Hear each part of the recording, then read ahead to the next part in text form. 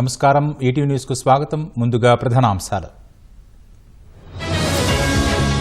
ప్రపంచవ్యాప్తంగా కొత్త ఏడాది వేడుకలు. ఆకట్టుకున్న బాణాసంచా వెలుగు జిలుగులు. దేశవ్యాప్తంగా ఆలయాల్లో భక్తుల రద్దీ. కొత్త సంవత్సరం తొలి రోజు ప్రత్యేక పూజలు.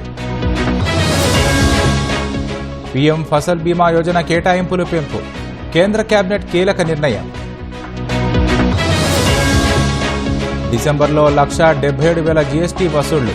గత ఏడాదితో పోలిస్తే 7.3% వృద్ధి. బోరుబావిలో పడ్డ చిన్నారి మృతి. 10 రోజుల తర్వాత వెలికితీత. మహారాష్ట్రలో లొంగిపోయిన మావో అగ్రనేత. తారక్కపై ₹1 కోటి రివార్డ్.